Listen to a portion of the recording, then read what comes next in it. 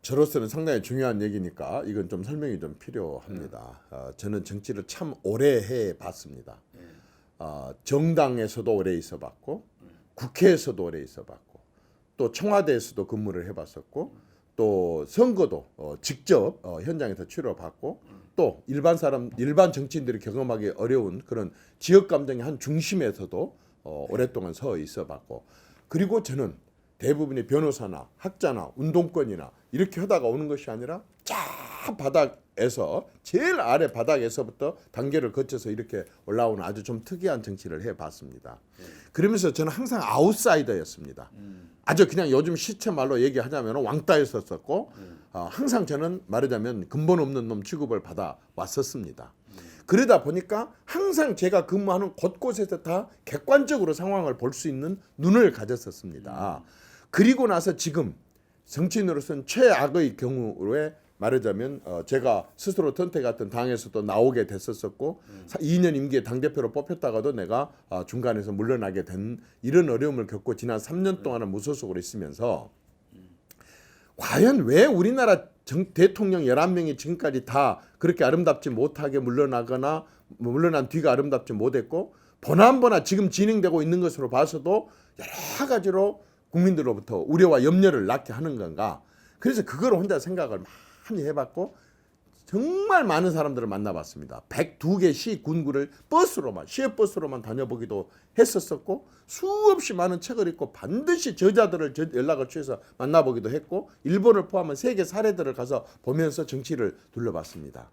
제가 여기서 우리 국회에 내가 몸담고 있는 우리 19대 지금 국회에서 20대 국회에서 정말 저도 어처구니 없는 걸 발견을 했습니다. 국민들도 다 아실 수 있는 내용들입니다. 20대 국회가 우선 당장에 한미 한일 관계가 굉장히 어려운데 외통위에 외교관 출신 국회의원이 한 명도 없습니다. 전문가가 없다는 얘기죠.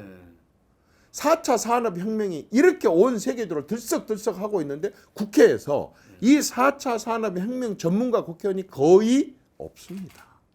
미래 세대들 문제가 정말 너무너무 막 정말 어렵게 저출산, 고령화에 또 저성장에 뭐 여러 가지로 어려움들이 닥치고 있음에도 불구하고 실제로 20대 국회의원 한 명도 없고 30대 국회의원 3명 있는데 각 당에 한 명씩 있어갖고 거의 이 사람들 목소리를 못 내기 때문에 20대와 30대와 40대 초반이 낼 수 있는 미래 세대들의 문제들에 대한 국회에서의 아젠다가 거의 제대로 상정이 되지도 못할 뿐만 아니라 제대로 논의도 안 되고 있습니다. 제일 중요한 거 어쨌든 세계 10위권의 경제 대국인 한국 국회에 경제 전문가가 얼마나 될 것 같아요? 80년대 때 경제학과 졸업한 사람이나 아니면은 25년 30년 전에 박사학위 받았던 사람들이나 아니면 최근에 경제계나 학계에 조금 있다 들어온 몇 분들을 제외하고는요. 사실상 제대로 된 대기업, 중견기업, 중소기업, 소상공인 그리고 금융을 포함한 이런 여러 가지 거시 미시 경제를 제대로 다루고 문제 제기를 할 수 있는 제대로 된 경제 그룹들이 형성되지 않고 있습니다. 그러면 누구로 있느냐? 주로 운동권 아니면 주로 변호사 아니면 주로 고시 출신 아니면 주로 지방자치 하다가 소선거기 때문에 올라온 이런 사람들로 국회가 구성되어 있습니다. 이렇게 됐을 때에 대한민국의 제일 중요한 아젠다 우리 아까 내가 새롭게 하려고 하는 정치 세력의 제일 중요한 이슈 관심거리 대한민국 미래에 대해서 이 분들로 해가지고 제대로 의견을 반영시킬 수 있겠느냐는 겁니다. 그래서 제가 느낀 게 이제 21세기 들어서 치러지는 21대 총선에서는 한 번 정도는 이 국회 구성원의 판을 가는 것이 제대로 된 정치 개혁이겠다. 이게 국민들이 원하는 정치가 실현되는 방안이겠다. 이런 생각이 들었습니다. 제가 이렇게 비유를 하겠습니다. 이 국이 상해 있습니다. 그런데 국이 상했네 하고 국물을 땁니다. 때로는 30%를 딸 수도 있고 40%를 딸 수도 있고 64%까지 딴 적이 있더라고요. 보니까 이렇게 물갈이를 한 적이 있어요. 그래도 계속 배탈이 나요. 왜 그러지? 지금 제가 진단해보면 이 국 속에 있는 당근, 무, 배추, 고기가 다 상해 있는 겁니다. 그런데 계속 물만 갈아갖고 되겠습니까? 한 번 정도는 이 국그릇을 톡 통째로 갈아야만이 말하자면은 배탈이 안 나고 제대로 건강한 음식을 먹을 수 있게 된다는 겁니다. 지금이 바로 이 국그릇을 통째로 갈 때다. 이제는 운동권도 좀 그만, 고시나 잘난체 하는 그런 엘리트들도 그만, 이제는 각 분야의 전문가, 정말로 박사학위 없어도 좋습니다. 현장에서 뛰어본 전문가들. 두 번째는 20대 국회의원들도 25살부터 국회의원 출마가 가능하니까 한 20명 이상 들어와야 된다고 봅니다. 30대도 저는 7, 80명 들어와야 된다고 생각합니다. 20대, 30대, 40대까지가 국회 60%면 3, 6, 18, 180명입니다. 180명 정도는 30대 전인 20대와 후인 40대가 83, 60%, 180명 정도는 돼야만이 이 국회가 달라질 수 있다고 봅니다. 나머지 40%, 120명이나 되는 숫자도 50대, 60대, 70대, 80대가 120명을 해도 경험과 경륜이 있기 때문에 전혀 국회에서 맞아가면 균형을 잃지 않고 잘해 나갈 수 있기 때문에 이제는 전문가들, 젊은 사람들, 그리고 아까처럼 몇 개 분야가 아닌 다양한 분야에서 좀 들어와야 된다 그 말입니다. 근데 내가 왜 자꾸 20명을 강조를 하고 이렇게 하느냐. 서너 명 들어와 봤자요 목소리를 못 냅니다. 적어도 20대가 20명 이상 되면 예를 들어서 자기 당 또는 우리 국회가 막 몸싸움을 하고 우리는 저거 동조할 수 없습니다. 이거 국민들이 저거 원하는 정치가 아닙니다고 이 20대 20명이 예를 들어서 딱 모여갖고 성명을 낸다든지 목소리를 딱 내버리면요 절대로 어른들 그거 못합니다. 선배들 그거 못합니다. 제가 봤을 때는 20대 30대들이 똘똘 뭉쳐가지고 자 뭐 공짜로 주는 거 다 좋은데 기금이 고갈되고 나면 그 다음에 우리들이 만약에 30년 후에 40년 후에 우리가 그 수혜자가 됐을 때 고갈돼갖고 안 하다 못한 먹으면 이건 재앙인데 그렇게 하면 안 됩니다. 건강보험료를 올리든지 국민 연금 기금을 더 올리든지 아니면 이 쓰는 걸 덜 쓰시든지 이렇게 해야 될 겁니다 하고 미래 세대들의 문제를 이 사람들이 제대로 제기를 할 수 있는 국회가 돼야만이 실질적인 정치 개혁이지 맨날 모여가지고 정치 개혁한다고 회의만 한다고 개혁이 되겠습니까? 이미 윗사람들이 전부 다 그 부분에 대해서 옛날 구태 방식이 온몸에 배어 있는데 그게 되겠습니까? 안 됩니다. 저는 그래서 내가 하는 것은 당을 만들고 안 달는 거가 문제가 아닙니다. 새로운 정치 세력화를 하자. 새로운 정치 세력화. 이게 가갖고 정당 형태로 가면 정당으로 가는 거고 이게 또 다른 데하고 같이 손을 잡고 합해서 한다 그러면 하는 거고 저한테 지금 내가 국민들한테 정말 너무너무 간절하게 호소하고 싶은 것은 새로운 정치 세력화이다. 이 새로운 정치 세력화. 그동안에 정치권에 덜 물든 사람들이 위주로 해갖고 분야별로 와서 좀 하게 된다고 한다면 대한민국 정치 바뀔 수 있다. 평가는 있습니까? 제가 1년 반 전부터 이제 이것에 대한 확신을 딱 갖고 1년 반 전부터 수없이 많은 사람을 만났습니다. 아까처럼 3년 전부터 시외버스를 타고 다니면서 일반 국민들을 만났고 다 가봤습니다. 강원도, 제주도까지 제가 전라도 살지만 전라도도 안 가본 땅이 있어서 시외버스로 다 돌아다녀봤습니다. 대구, 경북, 부산, 경남, 울산, 광저기, 대전, 충북, 충남 다 가봤고 서울도 25개 구를 다 둘러보고 서울, 경기, 인천 다 봤습니다. 일반 사람들 만나봤고 그 다음에 아까 책을 읽으면서 많은 분야의 저자들도 만나봤고 특히 국정 경험이 있었던 전직 국회의장을 포함한 전직 국무총리를 포함한 많은 인사들도 쫓아가서 만나봤습니다. 쭉 대화를 해봤고 특히 청년들하고 많은 대화를 해봤습니다. 거기서 제가 느낀 것은 뭐냐면요. 지금 현재 배지 달고 있는 300명 국회의원을 제외한 나머지 모든 사람들이 지금 내가 얘기한 대로 새로운 정치 세력이 형성돼야 되고 그리고 정치가 다양한 사람들의 대변을 할 수 있는 대의제 형태가 돼야 되고 하는 것 젊은 사람들이 들어와야 하는 것에 다 동의합니다. 다 동의하지 않은 사람이 하나도 없습니다. 그렇기 때문에 이것은 정말 여건과 환경이 완전히 굳혀졌다고 생각합니다. 그리고 지금 너무 많은 사람들과 대화를 하고 있기 때문에 이분들하고 같이 아까처럼 당을 만든다 그러면 또 어떤 놈이 대통령 되려고 하는구만 또 누구 앞으로 줄 세우려고 하는구만 이런 오해를 하게 됩니다. 또 그렇게 해왔고 우리 안철수 대표님도 그런 식으로 해왔었고 손학규 대표님도 그렇게 왔었고 많은 사람들이 정치 개혁을 하자고 해놓고 그 다음에는 뭐냐면 근데 내가 대통령 될 거니까 내 앞으로 내 중심의 당을 만들어 온 것이 항상 개혁을 실패하는 원인이었었습니다. 이제 누구 중심으로 말고 우리가 공동으로 이렇게 하자.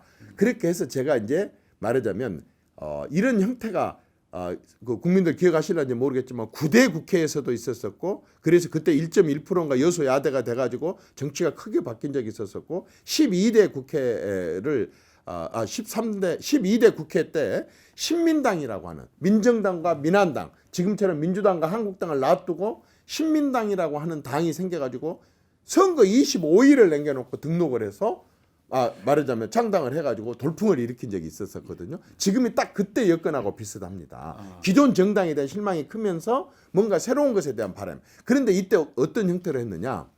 민추협이라고 하는 민주화 추진협의회라고 하는 온 국민이 간절하게 바라는 그러한 단체를 만들어서 이 빅텐트 안에 다 들어와가지고 이게 결국에는 정당 형태로 됐고 창당을 이르렀거든요. 그리고 국회의원 출마를 했거든요. 저는 지금 이 민추협의 형태가 미생모, 미래를 생각하는 사람들의 모임.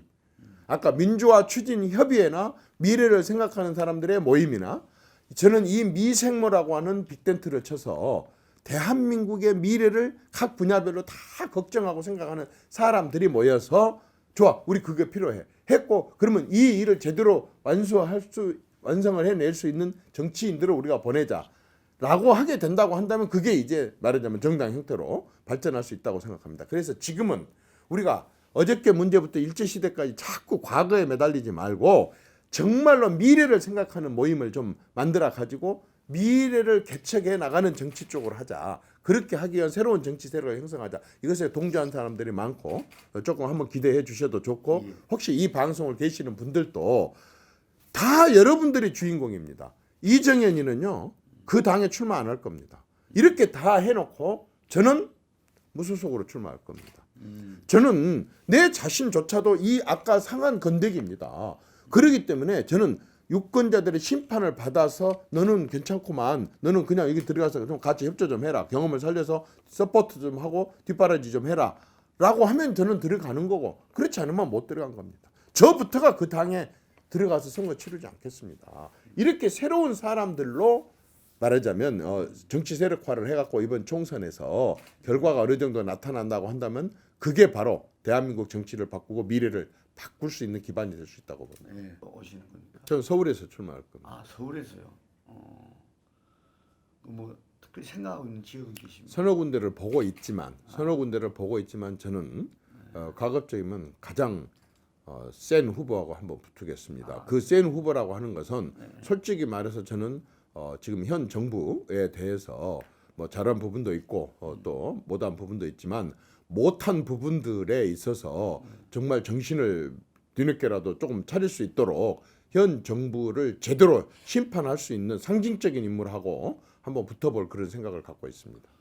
그러면 그 이낙연 총리가 출마 예상되는 종로를 좀 그중에 뭐 아직은 상대방들이 세팅이 안 됐기 때문에 제가 어디라고 얘기를 하지 않겠습니다. 누구를 어쨌든 그런데 그렇습니다. 말하자면 저는 뭐 하여튼 상징성이 있는데 그렇습니다. 제대로 센 상징성이 있는 사람. 그래서 나는 이 정부의 잘한 부분들은 뭐 내가 얘기할 필요는 야당인데 그것까지 얘기할 필요는 없지만 이 정부가 잘못하고 있는 부분들에 대해서 분명한 심판을 할 수 있도록 하기 위한 그러한 심판 거기에 제가 뭐 도구로 참여를 하겠습니다. 아주 저는 대표님 진단에 0.1%도 빼고 싶지 않습니다. 말씀에 나는 다 찬성을 하고 싶습니다. 제가 이제 정치권에 36년을 있었고 방금 우리 정치권이 진영으로 나눠져 있는 것은 확실하지 않느냐. 그리고 이 진영 대결이 전부 소모전이고 국가나 국민 발전에 항상 갈등 요인을 오히려 더 이렇게 제기를 하고 통합 대신 이렇게 하지 않느냐. 이 부분에 대해서 말씀을 하셨는데요. 제가 그 중심에서 항상 봐왔기 때문에 분명하게 말씀드리고 싶은 것은 뭐냐면요. 진보와 보수의 진영 대결 확실합니다. 자기들도 그냥 보수 통합 또는 뭐 우리 보수끼리 뭉쳐야 돼. 보수가 나가서 뭐 해야 돼. 보수가 이렇게 했잖아. 또 상대방도 마찬가지입니다. 우리 진보 진영이 우리 진보 세력이 진보가 계속 집권을 해야 되고 보수를 괴멸시켜야 되고 우리가 보수가 20년 이상 뭐 계속해서 집권을 해야 되고 내 살아생전에는 절대로 보수들한테 정권 줄 수 없고 진보가 뭐 240도 260석을 먹어야 되고 전부 다 진보 보수를 그냥 드러내놓고 얘기를 합니다. 근데 제가 그 사람들한테 묻고 싶어요. 정말로. 자, 국민들이 보고 있다고 생각하십니다. 국민들 수준에 맞춰서 당신 보수가 뭐예요? 보수가 뭔지 한번 설명해 보시오. 할 수 있을 것 같습니까? 진보한테 넌 진보라고 계속 강조를 하고 그런데 그래서 보수는 함께 할 수 없는 거야? 보수 정말 나쁘고 악이야? 한번 물어보십시오. 그렇게 할 수 있는지. 진보 보수 어떤 누구도 정치인들 중에 진보 보수를 제대로 설명할 수 있는 사람 하나도 없다고 생각합니다. 또 진보는 안 되고 보수는 안 되고 라고 자신 있게 얘기할 수 있는 사람 아무도 없다고 생각합니다. 왜냐하면 그 자체가 불가능하니까요. 절대로 진보와 보수의 이 구분이라고 하는 게 지금 시점에서 과거의 미소 간에 정말 냉전 체제 하에서 어떤 쪽으로 줄을 서야 됐을 때게 그때에는 그게 뭐 자연스럽게 얘기가 됐을 수도 있습니다. 또 전쟁 치르고 북한이 남침을 해가지고 유교체. 그러나 지금은 진보 보수라는 게 어떤 누구도 설명을 할 수가 없습니다. 제가 아까 쭉 지난 3년 동안 뭐 했냐 한 것 중에 외국을 다녀봤다고 했지 않습니까? 제가 보고 다니는 게 외국에 보고 다니는 게 바로 그거였습니다. 다른 나라의 진보 보수는 어떻게 하고 있지라는 거였었습니다. 첫째, 일본의 자민당은요. 63년을 집권을 하고 있으면서 G2, G3입니다. 그래서 그 비결을 물으려고 일주일 동안을 그 자민당 근처에 가서 파고 물었는데 한 사람이 이런 얘기를 하더라고요. 그 비결이요. 영어로 제가 답변을 하겠습니다. 일본 자민당은 캐치 올 파티입니다. 캐치 올 파티입니다. 무슨 얘기입니까? 진보와 보수를 다 캐치 올 해서 한 당 안에 다 있습니다. 그 한 당 안에 굉장히 진보적인 사람도 있고 중도인 사람도 있고 보수인 사람들도 있고 중간 보수들 6, 7명이 있고 그 안에서 진보와 보수를 다 논의하고 얘기를 합니다. 한 사례를 들었습니다. 자, 노동자들이 근로자들이 우리는 그 회사에서 안 쫓겨나고 좀 안정성을 갖고 있고 싶어.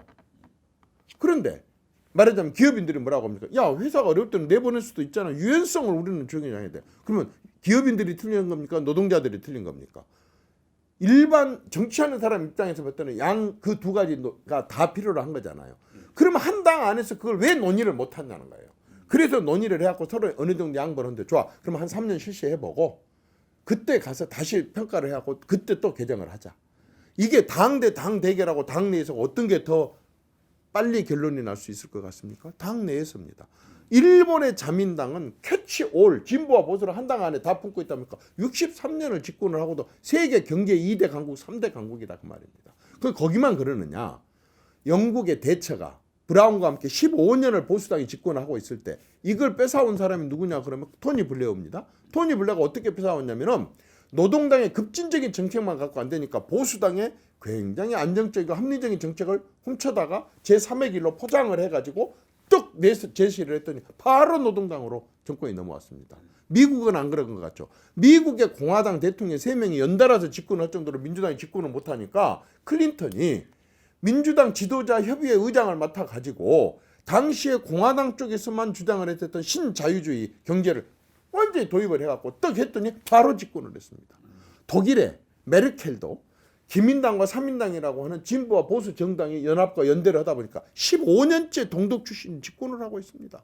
프랑스의 마크롱은 진보와 보수당 국회의원 한 명도 없는 당을 가지고 39살 때 집권을 해서 유럽에 다시 왕자로 올라서고 있습니다. 이제 대한민국에 이 진보와 보수를 따지는 사람들이에요. 이거 안 됩니다. 이거 이렇게 하면 안 됩니다. 의미가 하나도 없다고 봅니다. 근데 저는 그럼에도 불구하고 정말 그 사람들이 뭐 예를 들어서 없애버려야 된다 이런 건 아니고 집회 결사의 자유가 헌법에 엉망이 있기 때문에 한다 손 치더라도 사상의 자유가 한다 손 치더라도 솔직히 우리가 함께하기 상당히 힘들어한 사람들이 나는 있다고 봅니다. 첫째, 북한을 무조건 따르려고는 종북은 절대 안 된다고 봅니다.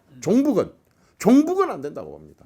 두 번째, 지나치게 좌편향으로 해가지고 막 차로 운전으로 좌쪽으로 하면 언덕으로 떨어질 수밖에 더 있습니까? 이렇게 지나치게 좌편향을 된 사람을 제외하고 나머지는 모두가 다 저는 하나가 될 수 있고 한 당을 만들 수 있다고 생각합니다.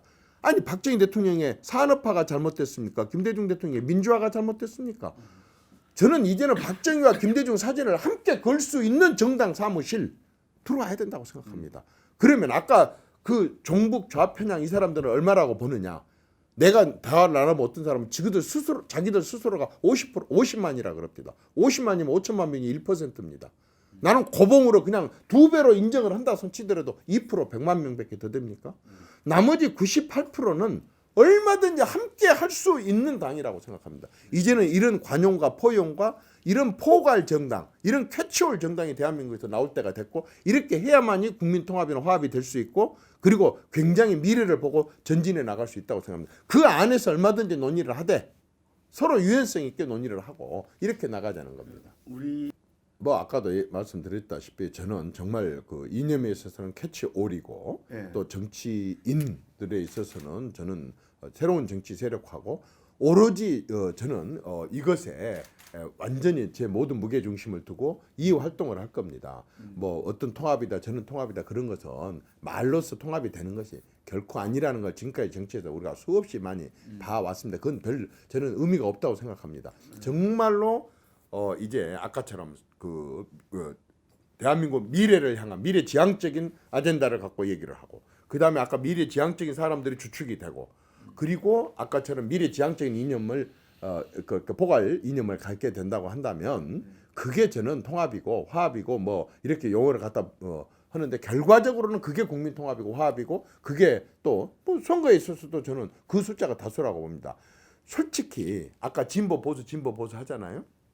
어떤 사람은 40대 20이라고 합니다. 완전히 틀리니 이것이 바로 대한민국을 쪼개고 있는 것입니다. 어디서 40% 진보가 있고 40% 보수가 있습니까? 이건 정말 국민을 완전히 착각하는 겁니다. 저는 아주 어떤 사람은 이제 그걸 또 빡 줄여갖고 진보 20, 보수 20, 아니면 중도가 저 뭐 60, 40 아닌가? 40 그렇죠. 60이 되는 거죠. 20, 20이면 60이 되는 거죠. 저는요 그보다 더 줄이고 싶습니다. 정말로 좌파라고 얘기한 사람, 정말로 진보라고 얘기하고 막 타협도 안 하려고 한 사람들은 무지하게 많이 봐도 지지자까지 합해서 10%. 정말 막 아주 보수 아니면 완전히 그냥 이렇게 하는 정말 뭐 나름대로 나라 걱정을 많이 하시는 이런 분들 10%. 80%가 저는요 중도라고 생각합니다. 80%가 중도라고 생각합니다. 이제는 정치하는 사람들이 이 80%의 중도를 잡을 생각을 해야지 10%의 자기 편을 잡으려고 하는 그런 정치를 했다가는 그건 마이너스 정치고, 그건 백전백패입니다. 그건 절대로 이 시대를 제대로 못 잇고 있다고 봅니다.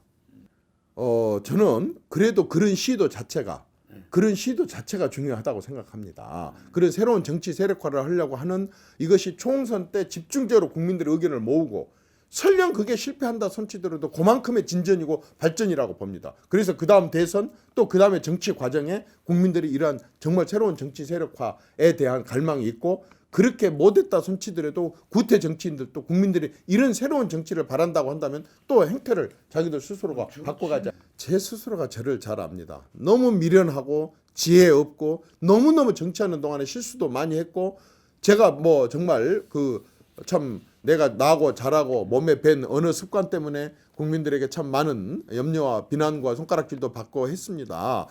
그런 데서 제가 배우고 교훈을 얻습니다. 그런데 저는 아까처럼 이런 새로운 정치 세력들이 이렇게 위대하고 큰 일을 해야 되는데, 제가 말하자면 이정현 봐라, 이정현이가 새로운 정치 세력이란다 라고 해갖고 저 때문에 그 사람들이 피해를 보고 비난을 받고 해서 제대로 목표를 달성하지 못한다면 저는 또 다른 죄인이 또 되는 겁니다. 그래서 제가 비켜주는 겁니다. 제가 아주 진짜 박항서 감독을 너무 좋아합니다. 비록 한국 축구 선수였었지만 주목받지 못한 축구 선수, 한국의 감독이었지만 주목받지 못한 감독이었지만, 이 박항서 감독이 베트남에 가가지고 그 어린 선수들부터 시작해서 이렇게 받들어 모시는 서번트 리더십을 발휘를 하고, 완전히 가서 서포터 리더십을 발휘를 하고, 이렇게 해가지고 베트남의 축구의 미래를 완전히 개척을 하고 미래의 희망을 주는 저런 말하자면 서포터 리더십을 해온 것에 대해서 정말 저는 그 리더십을 좀 본받고 싶습니다.